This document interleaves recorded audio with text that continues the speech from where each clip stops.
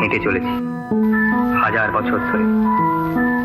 দারুণ মালিন্য আর মৃত্যুর ভিড় ঠেলে আমি পায়ে পায়ে চলেছি 1000 বছর ধরে। 1000 বছর ধরে দেখছি ইতিহাস, দারিদ্র্যের ইতিহাস, বঞ্চনার ইতিহাস, শোষণের ইতিহাস।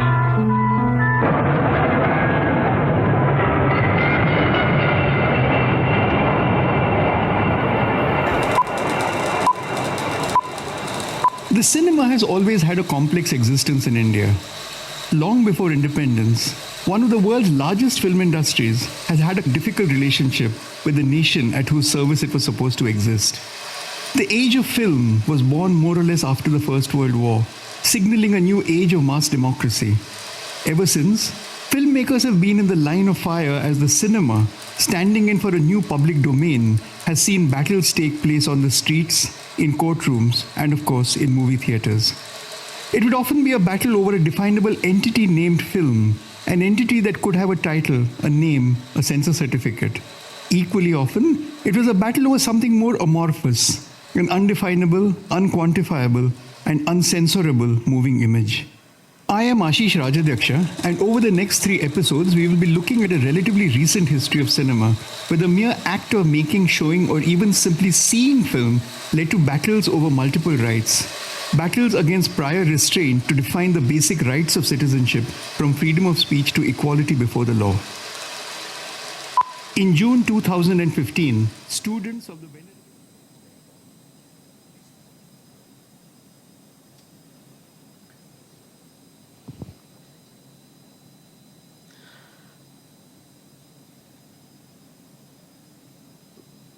Co-conspirators on this podcast have been Ishan Gupta and Gaurav Krishna, along with Ashish Rajadhyaksha.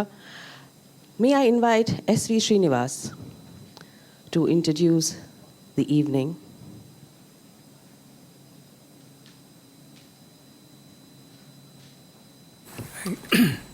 Good evening, everyone, and welcome to Cinema Strikes.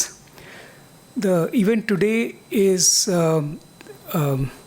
a reflection on the 3-episode podcast, which is some of which has gone on air recently, and the podcast is a reflection on this book. Some of you may have leafed through it as you came in. The book is about the strike in FTII in 2015. It lasted well over 200 days, and it didn't end in anything significant. The strike was about FTII and its the long history of mismanagement and troubles, which don't concern too many of us, except for the fact that FTII alumni are literally everywhere on the cinema scene in India. And the cinema itself, as Rajadhyaksha shows in the book as well as the podcast, is at the heart of battles that were defining what the public was going to be or what it is, what government's role, what the state's role would be in determining what the public was and how it would be addressed or what rights it would have, and a whole range of dramatis personae, as Rajadhyaksha calls them, who had much to say and much to do over many, many years of FTI's history and had a lasting influence not just on the cinema but on the public sphere as we understand it today. Now, as the book makes amply clear, the FTI strike is not, I mean, it was a national, came into national prominence, but it's not necessarily something that appears to concern all of us. At the heart of the book and the podcast are three entities that are interrelated and all of which are under the gaze of the state, as it were: the cinema, the filmmaker, and the public. And this book is a reflection, the podcast too is a reflection on what happens to the cinema as it turns digital, as the world turns digital, what happens to the public as it begins to access digital texts, what happens to the filmmaker who, through the history of FTI and its conversations within as well as its arguments with the state and other agencies, was conceived of as an auteur figure, as somebody who was at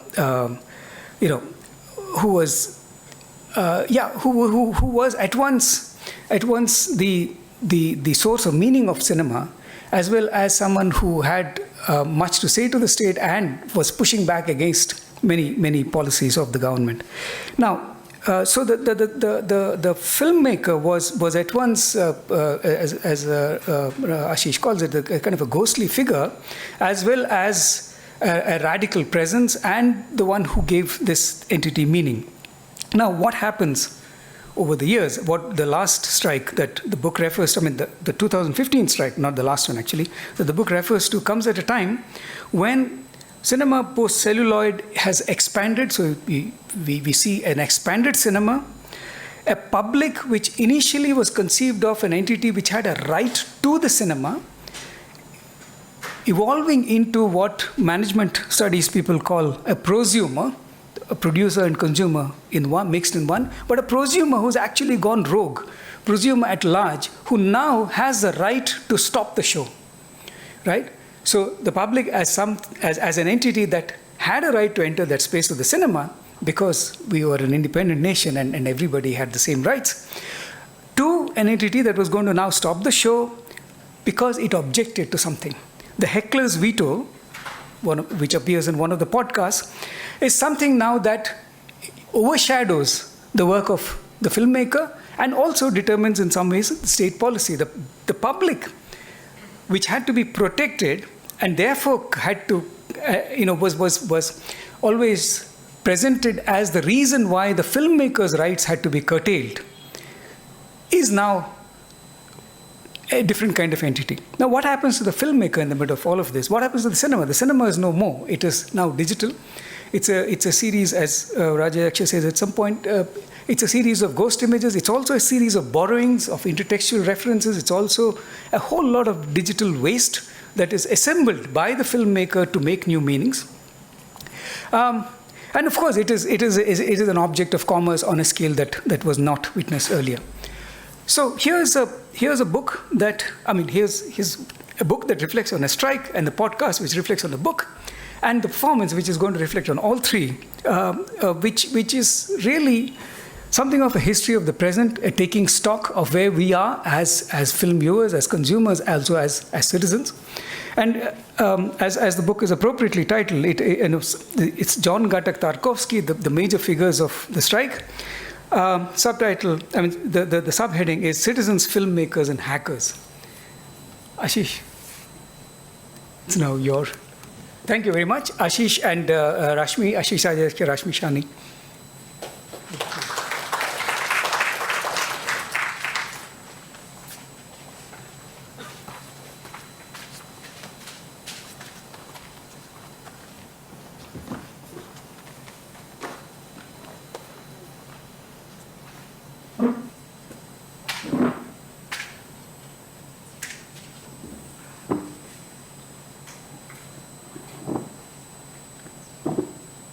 Hi Rashmi.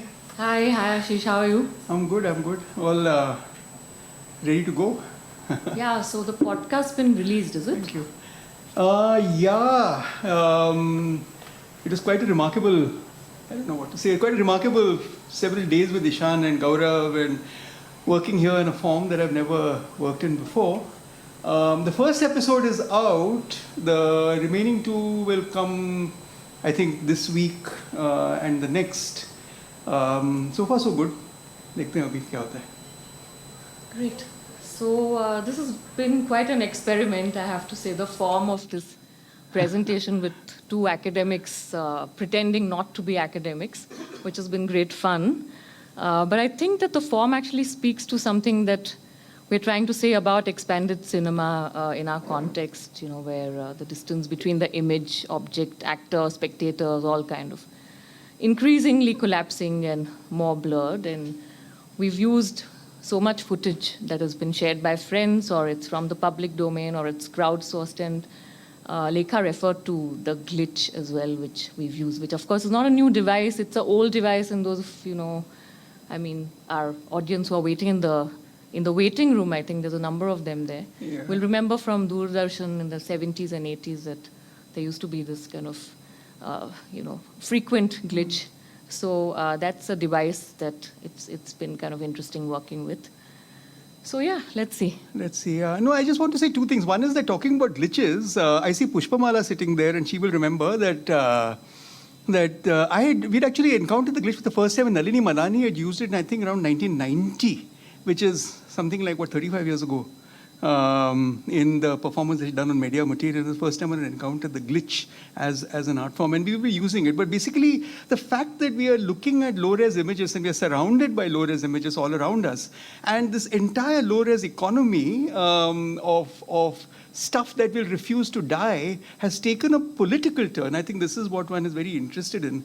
The book itself is about the FTI strike, but I do need to, I think, clarify when we start that this performance is not going to be about the FTI strike. In fact, what's now going to happen, what happened was that, very interesting, 2 weeks ago, we had actually had a full-on launch of the book inside the FTI, organized by the students. And for me, that was a kind of very liberating moment, right? I mean, when somehow I felt that the book had gone home, as it were. Because now we're really looking at the kind of, as we talked about it just now, the kind of issues that the book has raised, which are now larger, and that they concern us all. And I'm hoping that this particular experiment is also going to talk a little bit about that. So, Great. ready to go? Yeah, let's Okay. go. Okay. Chalo then. All the best. All See the you best. then. Bye. Yeah. Bye meaning hello again afterwards. Now we go into our avatars.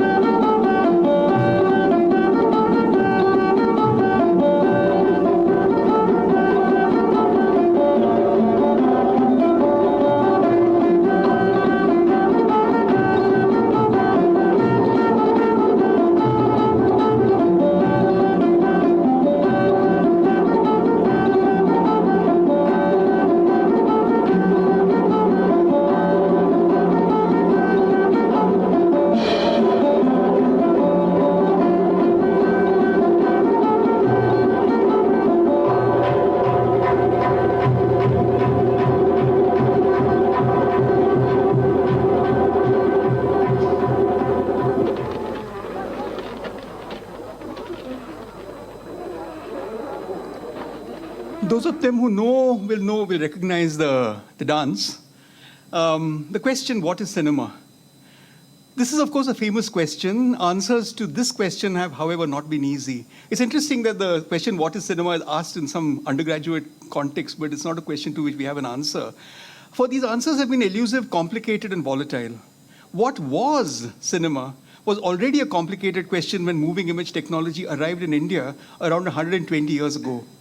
That question, what is cinema, has ever since been asked repeatedly by different interest groups, by people who make films, by institutions charged with, or you might say condemned to, having to teach it, and by censors, and by film development corporations trying to regulate it, to clean it up, and to reinvent it. Each of these has had a radically different set of answers, and today, even as celluloid is rendered extinct and the moving image haunts the ocean of data into which it has entered, the question remains more elusive and more dangerous than ever. That's right. Around 1996, the year that marked the global centenary of cinema, an overwhelming prognosis was put out by filmmakers and cinephiles about the death of cinema. The 1990s was the decade that saw the most intense migration from celluloid film to video and then to digital technology. A sense of impermanence and fragility had haunted cinema much before the digital turn, though. And French filmmaker Jean Renoir, who traveled to India in 1951 and created a terribly Orientalist documentary, The River, has this to say in his foreword to a famous book called What is Cinema? And this is what he says: "These pages will speak to us of an art that is gone, just as archaeological remains bring to light the objects of cults that we are incapable any longer of imagining. People will try to imagine a screen with horses galloping across it, a close-up of a beautiful star, or the rolling eye of a dying hero, and each will interpret them in their own way." And despite this bleak prognosis, the cinema never quite disappeared. It never died, at least not in the subcontinent. Time and again, it was reborn. It had many lives, and it had disciples.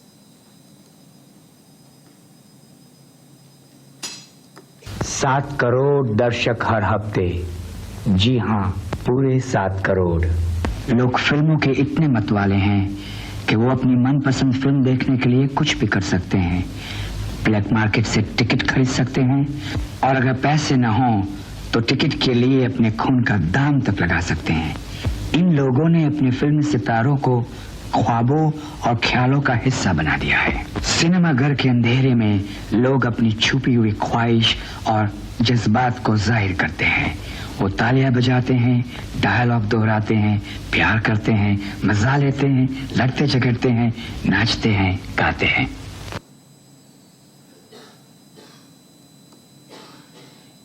So the question then arises, and it is a question that I think haunts many of the students who learn cinema. Is the cinema at all an art form? Or is it an industry? Or should it now be more precisely described as a particular kind of virus? An engagement with a modern public capable of the most extreme social consequences. The question has attacked filmmakers, divided courts of justice, it has razed movie theaters, and has destroyed equipment, and it has even taken lives. As Raghuveer and Kalu, played by Dev Anand, whose centenary we observe next week, and Rashid Khan, sell tickets in the black market of the premiere of Mehboob Khan's Mother India, no less, we see two sides of the same coin. The production of a national epic and its rather less celebrated underside.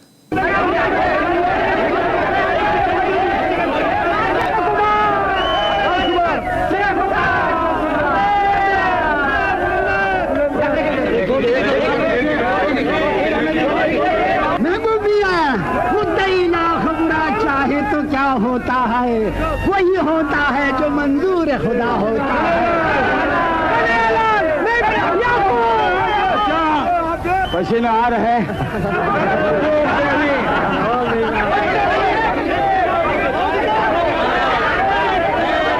आओ पंखा कर दो और जरा police से बच के।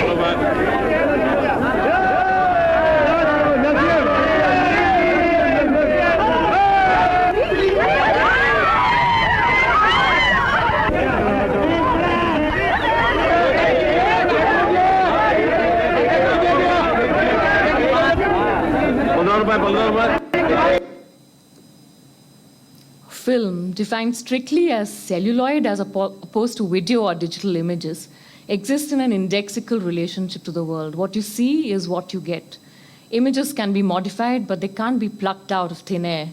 Celluloid is the social contract of a time before post-truth, where cinema is the social life of film that transforms organic movement into its inorganic replica. A series of static images which, when projected, become animated to blur the distinctions between, on the one hand, the inanimate, inorganic, still, dead, on the other, organic, animate, moving, alive. It is with the blurring of these boundaries that the uncanny nature of the cinematic image returns most forcefully, and with it, the conceptual space of uncertainty, that is, the difficulty of understanding time and the presence of death in life. We can say with Sigmund Freud that we may have surmounted belief in the return of the dead, of animate forces in nature, and even belief in the afterlife. However, the presence of the past in the cinema is also the presence of the body resurrected, and these images can trigger, if only by association, questions that still seem imponderable. The nature of time, the fragility of human life, and the boundary between life and death. In this scene from Ashim Ahluwalia's film, rivalry, betrayal, and carnal desire hit a crescendo mediated by video infrastructure. The moment of death as the moment of truth, of new beginnings in new bodies and material forms.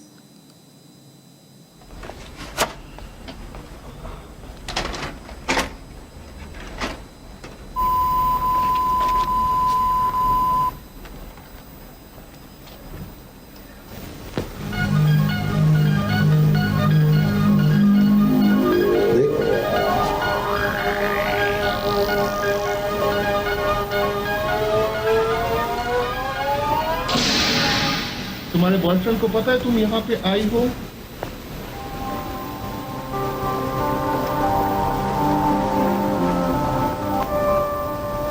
और तुम यहाँ पे किस लिए आई हो?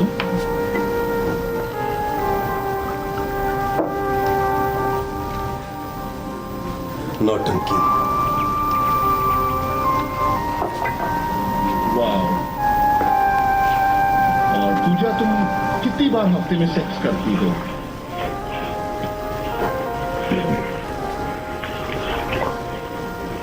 वो music composer था ना जोशी, उससे शादी कर ली सर। सही मौका देखा साली ने, जाल डाला, फंसा लिया। दिखाओगी पूजा जरा? दूसरा भी दिखाओ ना, हाथ लगाओ ना पूजा। अगर मैं आपके हाथ लगाऊं तो ज्यादा अच्छा लगेगा।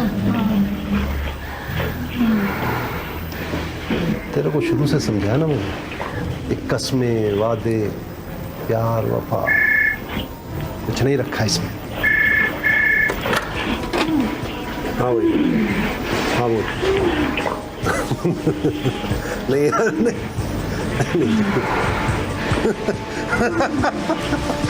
नहीं, आज कुछ नहीं यार।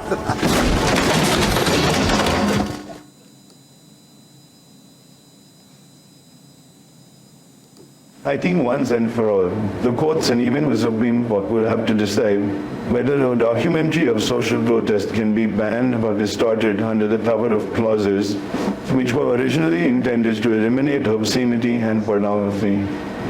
This is where I propose to take the issue. Besides the court of informed public opinion, this is not a threat, it is a promise. This is not a threat, it's a promise, says K. Abbas, who filed a petition in the Supreme Court of India seeking total elimination of pre-censorship on grounds that it was unconstitutional. Khwaja Ahmad Abbas versus the Union of India, Supreme Court, 24th September 1970. The petitioner, Khwaja Ahmad Abbas, has filed for his film, A Tale of Four Cities, to be passed with no cuts and a U certificate, and has asked for revoking the Cinematograph Act on grounds that censorship is unconstitutional. The petitioner is a journalist, playwright, and a producer and director of films. He was a member of the 1968 Khosla Committee on Film Censorship, whose report has caused a sensation in the country.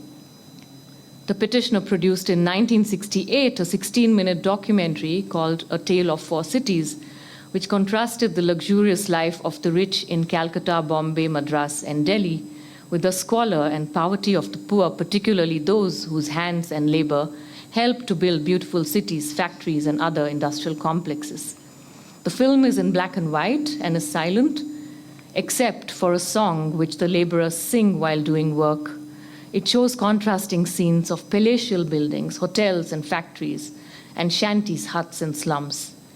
These scenes alternate, and in between are other scenes showing sweating laborers working to build the former, and those showing the squalid private life of these laborers.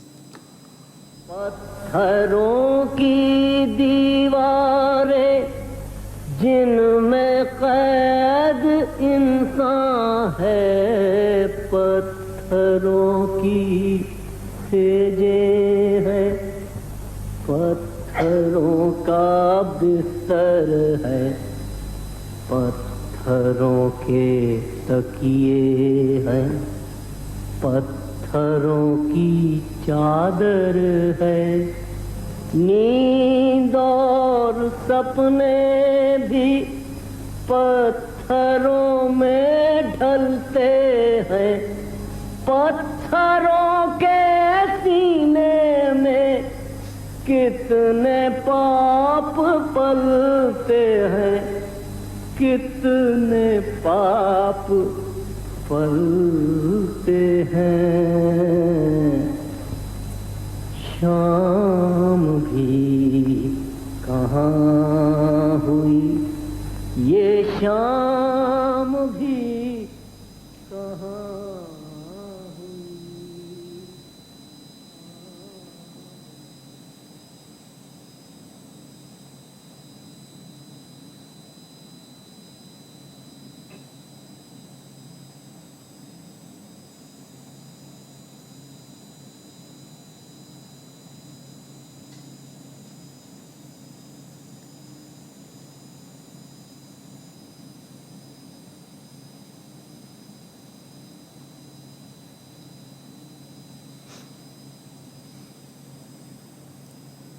Abbas's own film, A Tale of Four Cities, does not exist, or at least we don't have access to it.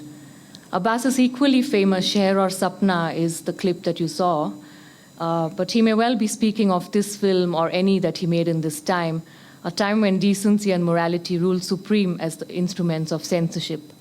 This would soon change. But over time, and I think this is true not only of film, but also of any kind of free speech, whether it's of books, of articles, or just even engaging with people, we've seen that public order has become the new sort of norm to invoke in any kind of situation. And now even more so, it's not just public order, it's actually national security, because you're taking it one step further. And but strangely, though, if you were to actually look at the judgments of the Supreme Court or of the High Court so far, they will still say you can't use public order as a reason or as a ground to stop the screening of a film. Because actually, the role of the state is to ensure that public order is taken care of. Once a film has been given a certificate, then of course there is a go-ahead for it to be in the public domain. What happens thereafter is for the other wings of the state to step in. So if there is a question of public disorder, then take care of it in that way. Do not ban the speech itself.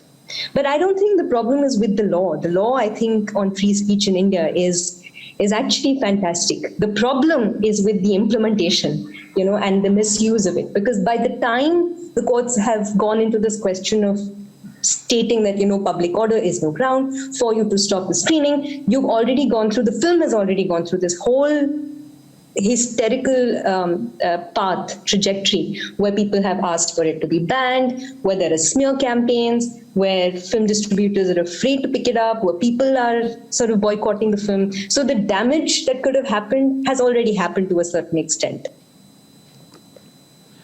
Might it be then that if Abbas had filed his challenge to the G.D. Khosla Committee on Film Censorship today, the legal issue would have been one of public order, and he might have been charged with disrupting public order rather than one of decency and morality? That the charge might have been considerably graver than it was in 1971, and the potential penalty, jail time?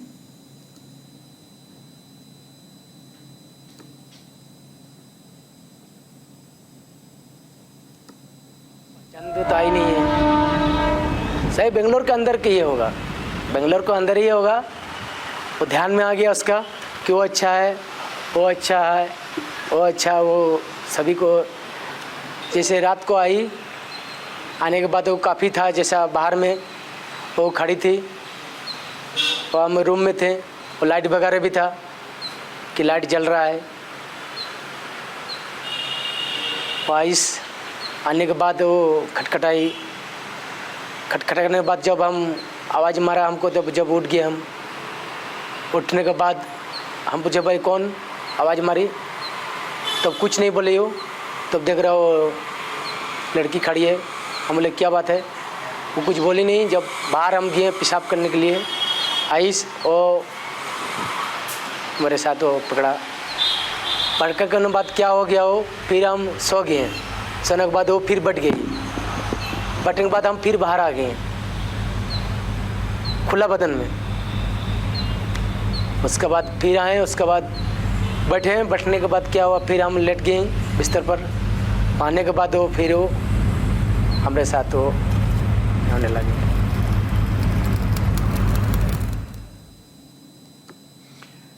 It is in the changed circumstances, involving a man like this whose fantasies or dreams are directly attributable to the cinema and the bad effects of the cinema.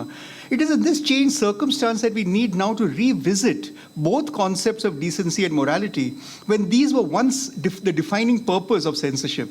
Abbas's challenge was to the Film Censorship Committee, which he said only knew dancing and hip swinging and had no conception of political censorship. There was one specific instance when the committee appeared especially exercised by a film. It was a 1969 Hindi film called Man Ka Meet, featuring a very young Leena Chandavarkar.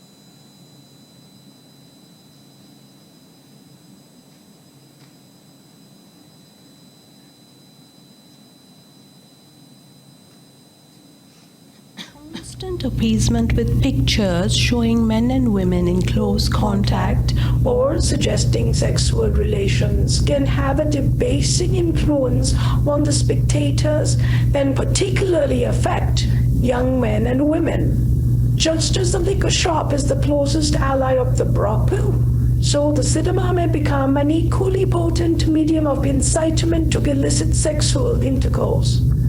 Films depicting acts of criminality cannot fail to have an injurious effect upon impressionable minds.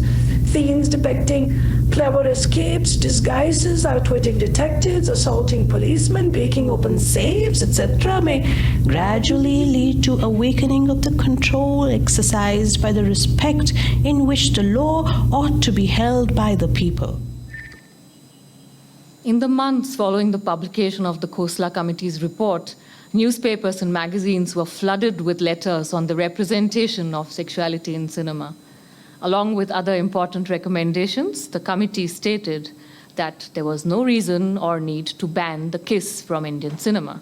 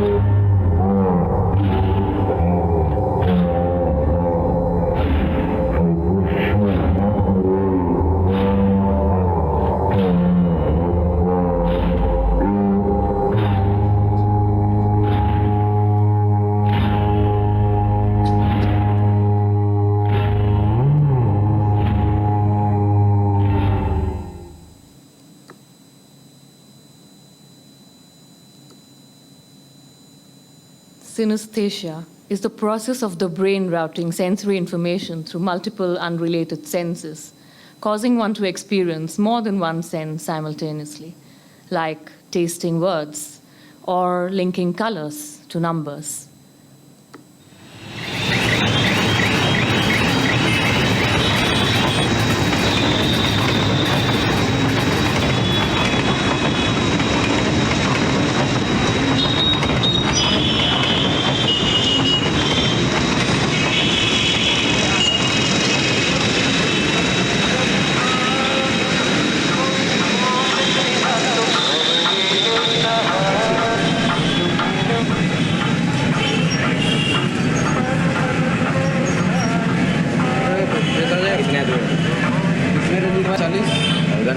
Side में थोड़ा 55 हाँ और एक शिकायत कर रही थी वो बाबा से बाद में संजय से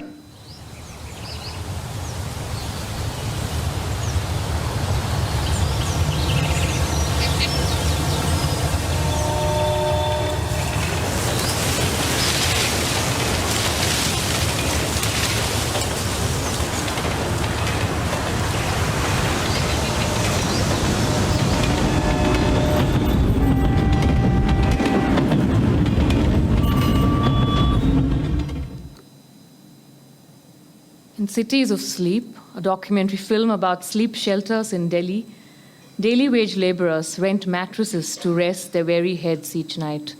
One such shelter, a video parlor, doubles up as a dormitory. 3 films or 6 hours of sleep for ₹10, says the board outside. Above, noisy traffic rattles over the Lohapul bridge. The honking of cars and the flashing of night lights fuse with grainy video images playing popular cinema. Synesthetic cinema refers to an expanded consciousness, a process of becoming, of life itself. The historical drive to manifest human consciousness outside of the mind, in front of our eyes. In this state of half-wakeful sleepiness, dreams spill over into cinema, and cinema flows through the abyss of dreams. One might say that cinema was synesthetic at birth, mutating sensorial stimulation from the thrills of the fairground to the psychic roller coaster of the silver screen, and the leaky virality of computers and optic cables. If cinema spills over into the world, morphing into affect, performance, memory, and material, what is to be regulated? Image or material? Spectator or sight? Fact or fiction?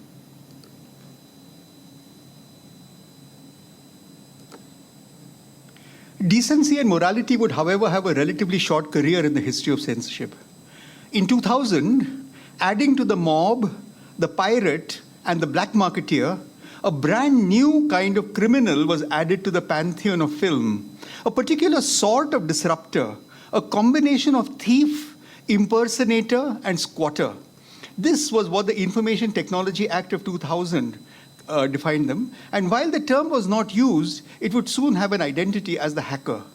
The hacker drove two of the most pernicious clauses of the Information Technology Act. One, 66A, which made it a punishable offense for any person to send a grossly offensive or menacing information using a computer resource or communication device. And the second, 69A, which could prosecute anyone in the interests of sovereignty and integrity of India, defense of India, security of the state, friendly relations with foreign states, or public order, or for preventing incitement to the commission of any cognizable offense.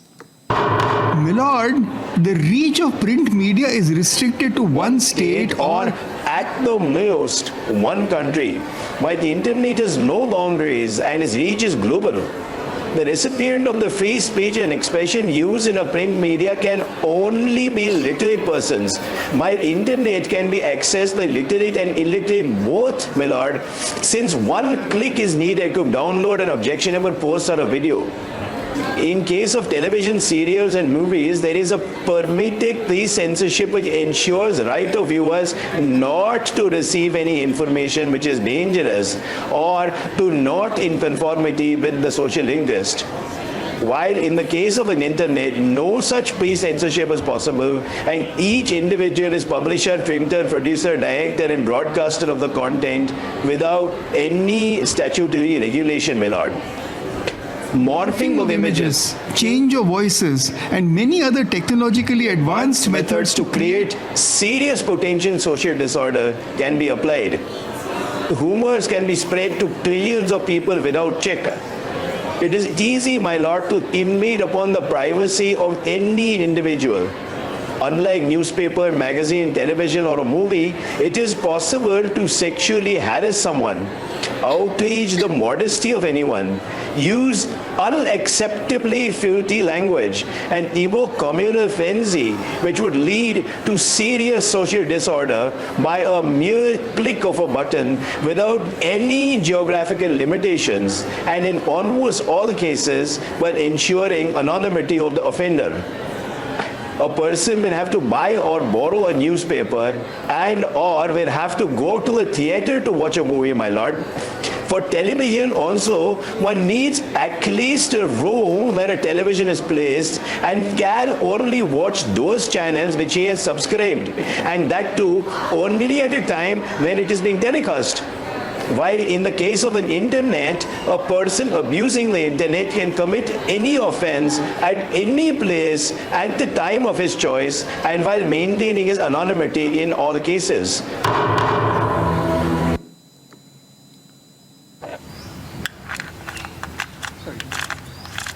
In 2020, not much later after the Shreya Singhal judgment, the FTI alumnus Renu Sawant performed a clear act of hacking, by none too original by this time, when she made an artwork taken from Nana Patekar's Krantivir. By this time, such acts using morphing, change of voice, and much else that the additional Solicitor General truly feared had become normal acts of art making.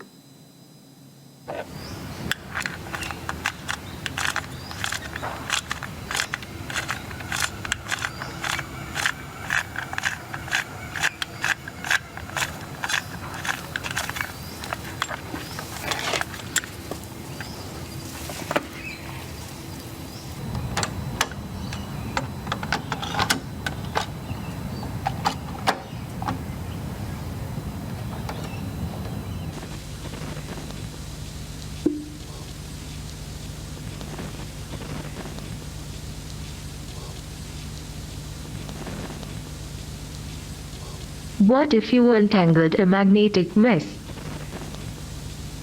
Pressed play and heard a voice, such as mine, in a film about voices.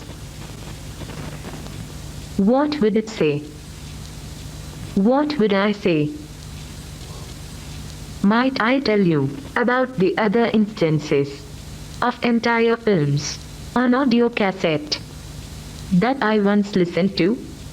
अब मुझे लटका देंगे, जुबान ऐसी बाहर आएगी, आंखें बाहर आएगी, थोड़ी देर लटकता रहूंगा, फिर ये मेरा भाई मुझे नीचे उतार देगा, फिर आप चर्चा करते घर चले जाओगे, खाना खाओगे, सो जाओगे। तुम्हारी ये नामर्दानगी, बुज़दिली एक दिन इस देश की मौत का तमाशा इसी खामोशी से देखेगी। कुछ नहीं कहना मुझे तुम्हें, कुछ नहीं। आप मुझे लटका देंगे, जुबान ऐसे बाहर आएगी, आंखें बाहर आएगी, थोड़ी देर लटकता रहूंगा, फिर ये मेरा भाई मुझे नीचे उतार देगा, फिर आप चाचा करते घर चले जाओगे, खाना खाओगे, सो जाओगे। तुम्हारी ये नामर्दानगी, बुज़दिली एक दिन इस देश की मौत का तमाशा इसी खामोशी से देखेगी। कुछ नहीं कहे ना मुझे।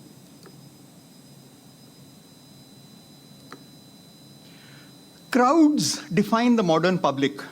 And of course, mobilizing numbers of people defines the modern process of political mobilization. Crowds posed specific challenges to the colonial administration, and managing and quelling crowds was a specific aspect of administering the public domain. We, of course, remember, the famous sequence in Guru Dutt's Pyasa where, the crowd that comes, the mob that comes starts trampling over him.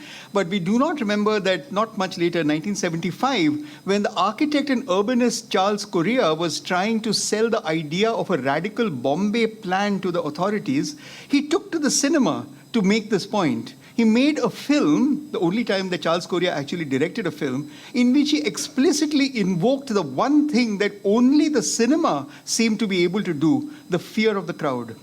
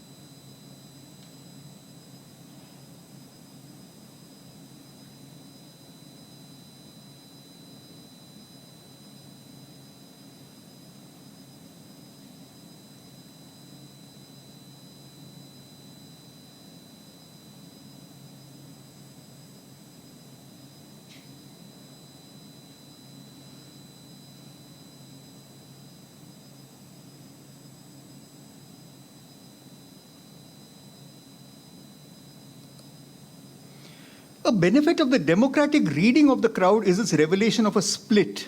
And I think that this is increasingly getting the case as we come into the present, between two kinds of crowds, the mob or the people.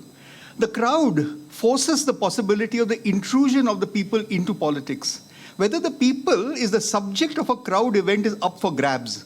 The crowd opens up the site of a struggle over its subject. A crowd might have been a mob, not an event at all. It might have been a predictable, legitimate gathering, again, not an event, but an affirmation of its setting. And it might have been the people rising up in pursuit of justice, which a crowd event is, or better, which it will have been, is an effect of the political process the crowd event activates. The crowd does not have a politics. It is the opportunity for politics. The determination whether a crowd was a mob or the people results from political struggle. Resisting for a while the urge to classify crowds in terms of a pre-given political content enabled us to consider crowds in terms of their dynamics. Crowds are more than large numbers of people concentrated in a location. They are effects of collectivity, the influence, whether conscious, affective, or unconscious, of others. Contemporary social science analyzes these effects with terms like bandwagoning, bubbles, information cascades. Mainstream commentary continues to use terms from an earlier crowd theory: imitation, suggestion, and contagion.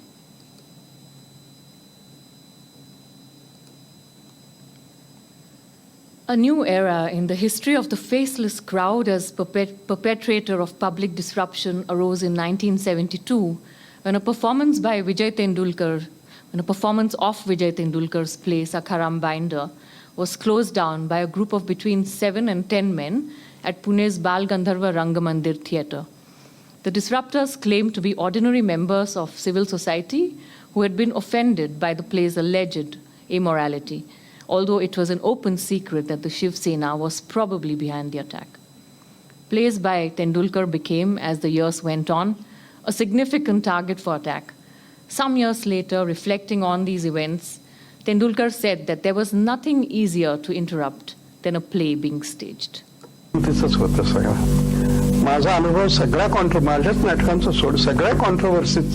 My experience with all these controversies, leave alone my plays by others too, has been that the work that is seen as having started the controversy, that is only an excuse. And those who enter and make use of these plays, they have no idea what's in them.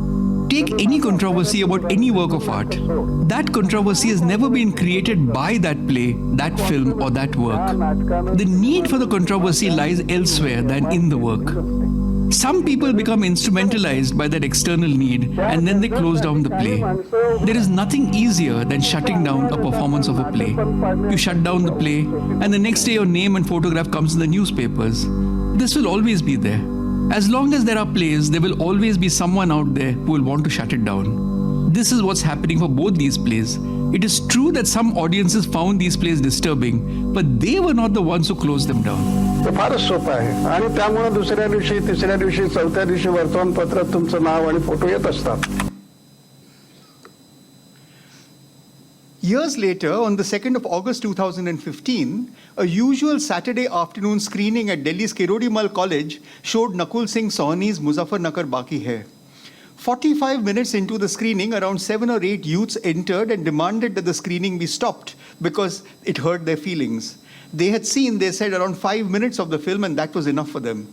Sohni himself, present at the screening, shot a series of images of the attack.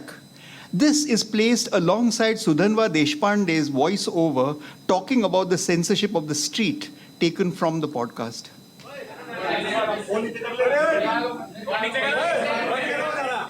I think there is what can be called censorship of the state, and there is something that we can call censorship of the street. Now, censorship of the state is very hard to implement as far as street theater is concerned, because street theater, by its very nature, it's something that is very mobile, flexible. It's hard to determine when exactly it's going to happen, where it's going to happen, and so on. As a result, since you're not booking an auditorium, there's not necessarily a time and space that's announced in advance for a street play. It can be awfully hard to censor street theater. Also because it's hard to kind of get scripts that are published and so on. Scripts also are amenable to improvisation, change on the spot, etc. आप tradition चालू कर रहे हो। यही बात film देखने के बाद हो सकती है। Both the home and the street and the censorship protocols of each have a long history. They go back to when the camera once burst forth from interior spaces into the street. These protocols also provided what we shall soon see was an archive of the street.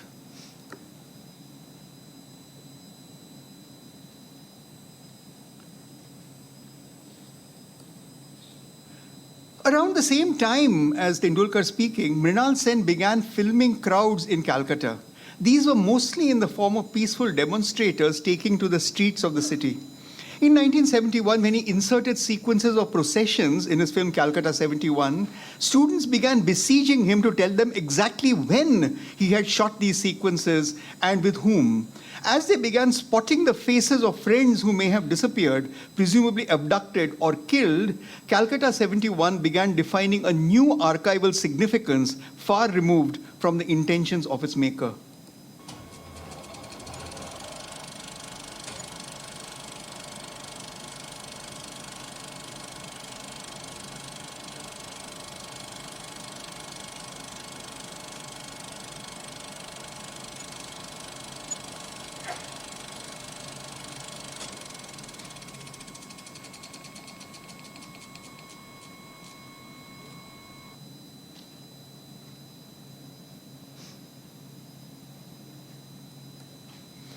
In a rather different archival experience, oracles descend from the hill at the climactic moment of John Abraham's Agraharatil Kadatai. The year is 1977, and they sing of good times, for the prodigal will soon return to the house. Good times are coming. A prince will be born here. Do not, however, be taken in, they go on, for the evil that has seeped into the Agraharam is more than superficial happiness. More than superficial, happiness is illusory, for this village faces destruction, and its actors, in seeking to exorcise itself, will turn against it. The oracles are filmmakers, specifically John Abraham himself and T.V. Chandran. They're also clairvoyants of a different sort.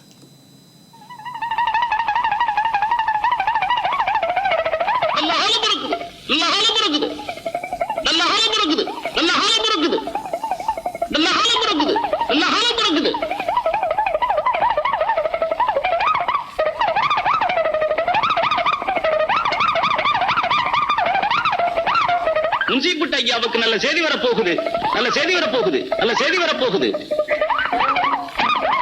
காணாம போன புள்ள ஐஸ்வர்யத்தோட திரும்பி வர்றான், திரும்பி வர்றான், திரும்பி வர்றான். நல்ல காலம் பிறக்கு, நல்ல காலம் பிறக்கு, நல்ல வாக்கு சொல்லடி மகமாயி, நல்ல வாக்கு சொல்லடி மகமாயி, நல்ல காலம் பிறக்கு, நல்ல காலம் பிறக்கு, நல்ல வாக்கு சொல்லடி மகமாயி, நல்ல காலம் பிறக்கு, நல்ல காலம் பிறக்கு. ரொம்ப நாளா இருக்கிற மனக்குற வீர போகுது, மகமாயி சொல்றா, மகமாயி சொல்றா. இந்த வீட்டு மருமகளுக்கு மகாராஜா பிறக்க போகுது, மகாராஜா பிறக்க போகுது, மகமாயி சொல்றா, மகமாயி சொல்றா. நல்ல காலம் பிறக்க போகுது, நல்ல காலம் பிறக்க போகுது. நல்ல காலம் பிறக்குது, நல்ல காலம் பிறக்குது. இந்த வீட்டுக்கு ஒரு தோஷம் பட்டிருக்கு, ஒரு தோஷம் பட்டிருக்கு. அது தீக்கணும்னு மகமாயி சொல்றா, மகமாயி சொல்றா. நல்ல காலம் பிறக்குது, நல்ல காலம் பிறக்குது.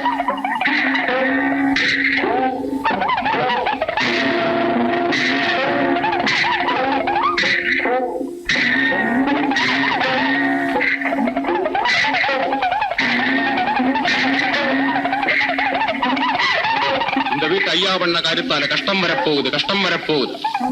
கிராமத்துக்கு பெரிய அழிவு வரப்போகுது, அழிவு வரப்போகுது, அழிவு வரப்போகுது.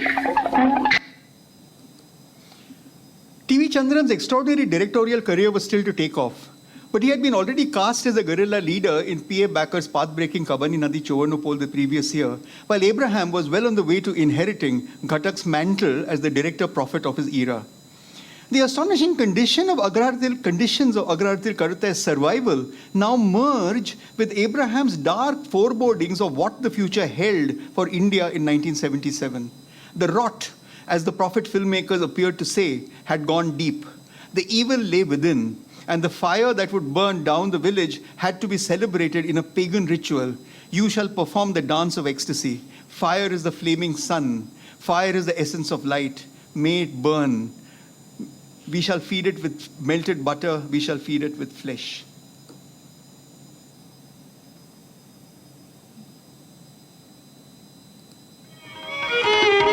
हम देखेंगे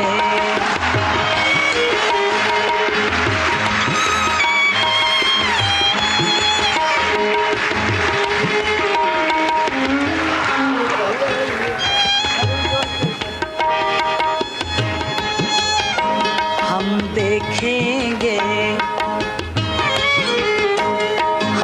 देखेंगे, लाजिम है कि हम भी देखेंगे, हम देखेंगे, हम देखेंगे, लाजिम है कि हम भी देखेंगे, हम देखेंगे. The crowd, we said, does not have a politics. It is the opportunity for politics. What makes a crowd into a collective? A sense of identity, a sense of purpose, a common ground, strength in assertion, desire. Like in an animation, crowds can morph into intimate enemies or statistical data, masquerading as recognizable specters. When do the collectives and communities in our towns and cities disintegrate into strangers? And when do strangers come together to form a constituency? Radida Sakloon, Chanda Yadav, and Aisha Rena stand on a raised wall, fingers pointing skywards, demanding their constitutional rights. The visuality is striking. The constellation that was forming in early 2020 was made up of women's bodies, particularly Muslim women's bodies. Walking into the protest site at Shaheen Bagh, you encounter people rehearsing the art of sloganeering, says Santosh Sadanandan. Unlike the juridical imagination of the Constitution as the basis of the Republic, it acquires here the performative potential of the infrastructural object. The Constitution becomes an affective object, and its existence is an outcome of relations among people who are not only constituted by it, but are also the primary constitutive agents of it. While the mere reliance on human rights discourses reduces politics into a domain of juridical debates, this new infrastructural politics brings it back into the domain of popular contestations. In June 2015, students of the Film Institute went on strike. The strike had a specific reason. They were protesting the nomination of individuals to its governing council as only qualification to govern India's premier film school appeared to be of a purely political nature. The strike lasted 139 days and had several difficult, painful, often dramatic, and sometimes deadly, and always complex negotiations with an intransigent state apparatus, violence, police intimidation, and legal harassment. They also had some interesting images.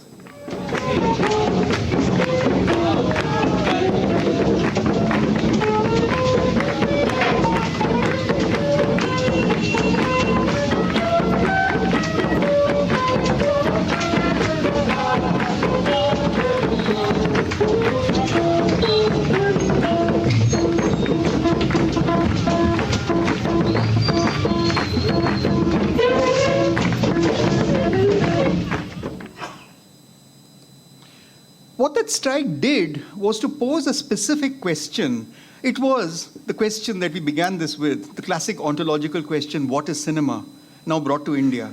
The strike was about film, by filmmakers, and it raised yet again several questions that have been central to cinema in India, at least since late colonialism, renewed after independence, after economic globalization, and now once again renewed in a new political era. Good morning. I will not be around when you read this letter. Don't get angry on me. I know some of you truly cared for me, loved me, and treated me very well. I have no complaints on anyone. It was always with myself I had problems. I feel a growing gap between my soul and my body, and I have become a monster. I always wanted to be a writer of science, like Carl Sagan. At last, this is the only letter I am getting to write. जब प्रशांत, रोहित, सुकन्या और बाकी लोगों को socially boycott किया गया था इस campus से, तो उसी दिन हम रात को एक मेस कैंपेनिंग कर रहे थे अगले दिन प्रोटेस्ट का. करीबन 8 बजे के आसपास हमको एक कॉल आता है कि रोहित इस दुनिया में नहीं रहा. Some people, for them, life itself is a curse. My birth is my fatal accident. I can never recover from my childhood loneliness. the unappreciated child from my past. Sorry for disappointing all of you.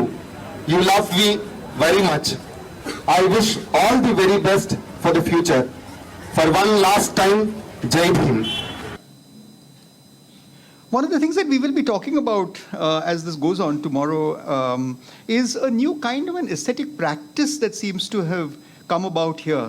And we will now conclude this little conversation with another film in which a kind of a mediatized political reality is actually becoming a certain kind of a nightmare or a horrifying dream that the protagonist appears to have dreamt.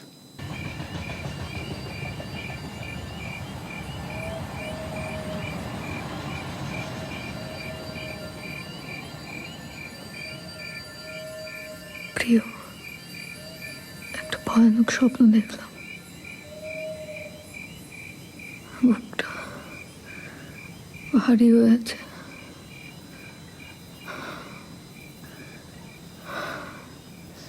আর ঘুম আসছে না।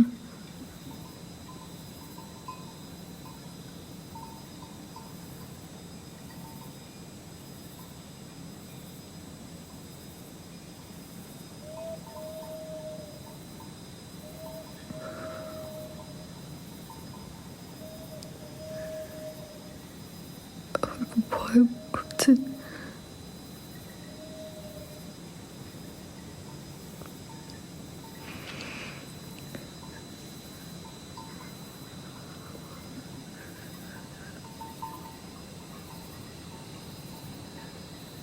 এরা সবাইকে arrest করছে, একে একে সবাই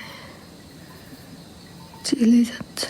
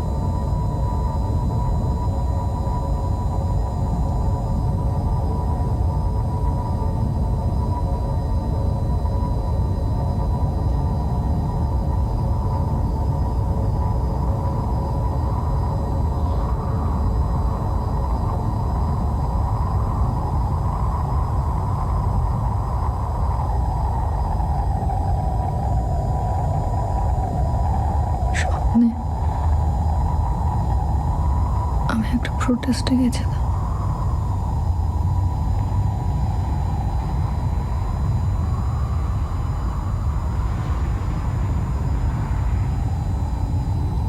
অনেক বন্ধুরা ছিল, ওরা খুব জোরে স্লোগান দিচ্ছিল।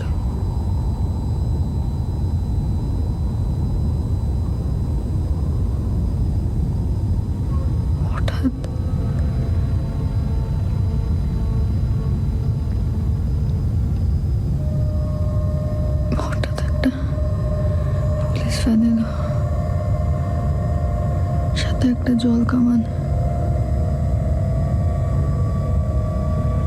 ওরা সবার উপর জল মারছিল। কি বিচিত্র দৃশ্য।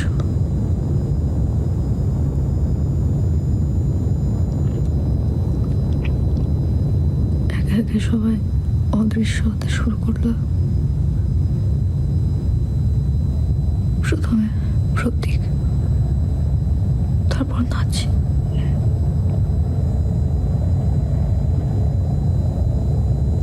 প্রভাতের ওপর জল পড়ল।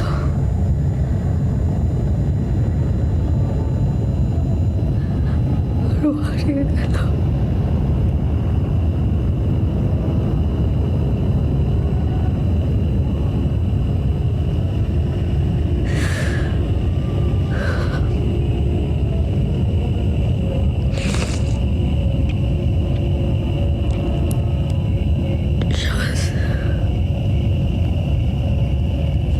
এই মুহূর্তে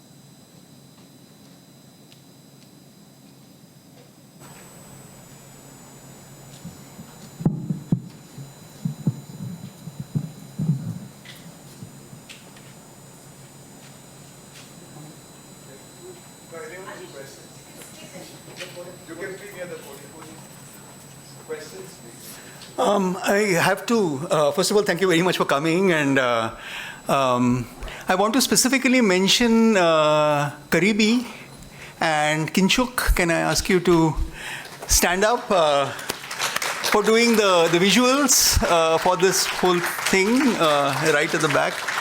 He really burned the midnight oil and in doing this, and the entire glitch and all the kind of effects that they did in terms of processing these images and assembling them. They did this. I just want to say that many of the clips have been used from the audio podcast, and I want to really thank Ishan, who is around here somewhere. Ishan, can you stand up? Ishan and Gaurav, who unfortunately is not with us, who have designed and edited the 3-episode podcast that is here. And of course, I really, I'm incredibly indebted to the Bangalore International Center for enabling this entire series of things to happen. We are continuing the conversations tomorrow. Rashmi, thanks very much, Rashmi. This is the second time we've tried this, and let's see what happens. I think we may have some little time for any questions or comments you may have for either now or, I mean, as I was saying, we will actually be continuing the conversation tomorrow with C.S. Venkateshwaran and with Lawrence Liang. Many of the issues that were raised here will be further discussed at that time.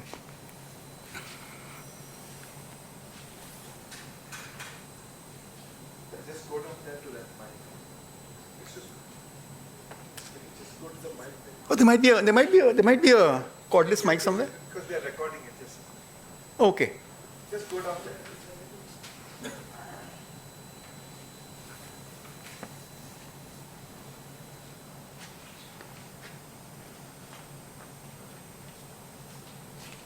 Yeah, I was just thinking about censorship. I remember having this old conversation with Barrows, who used to be part of the British Censor Board.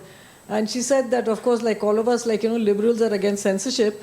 But she said they used to see child porn and all that, and they had to censor it because there's no way in which they could get it out.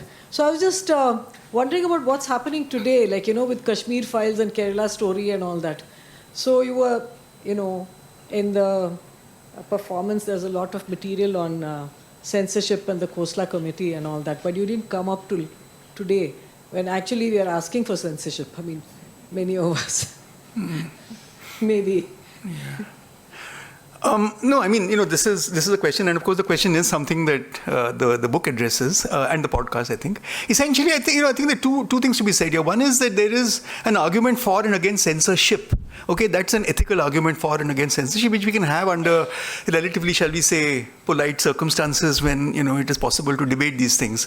There is a very separate history of the censor board.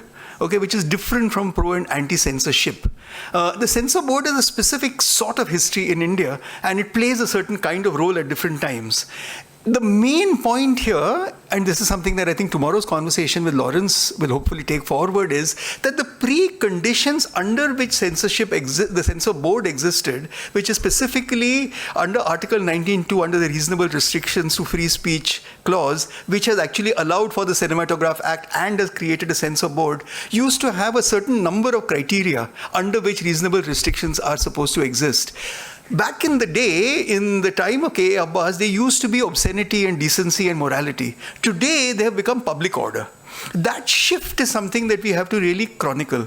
So I think that, and the basic argument that I was trying to make here was that there are two definitions of the crowd. One is the mob and the second is the people. And there are almost two definitions of what you might actually call the invocation of the hurt feelings sort of sentiment that on the one hand will be taken very seriously by the censor board and any entity, whoever it might be, that says this particular film needs to be banned or this particular book needs to be banned because my sensibility is affected by religious or whatever it is, sensibility is affected, is one category. But another entirely different category of person or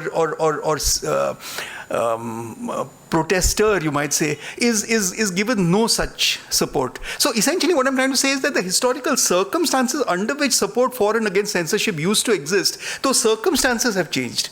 So I think that we have to try and look at this within a much more, for example, one other argument which we will talk about is that in a way, the expanded cinema, as we use the concept expanded cinema, that the kind of diversification and expansion of cinema that we see now has now related to a diversified and expanded censorship structure as well. So you have to look at the censor board along with things like, for example, the new privacy bill. You have to look at it along with the new the draft regulations for OTT platforms and things like that. So there are a whole much more diverse set of structures of censorship that exist, which I think we have to first accommodate. Whether you stand for or against censorship is another matter. I'm personally, frankly, opposed to all forms of censorship. That would be my position. I can take any point that will say, well, there has to be some censorship, otherwise the goons will come and there's no way of stopping them. And many of our friends are, Anand Patwardhan, to take an example, are not against censorship. They're only against certain kinds of censorship, you might say. So that's a separate argument, and I think we can continue to have it. But this particular shift is something that I think we're very interested in chronicling.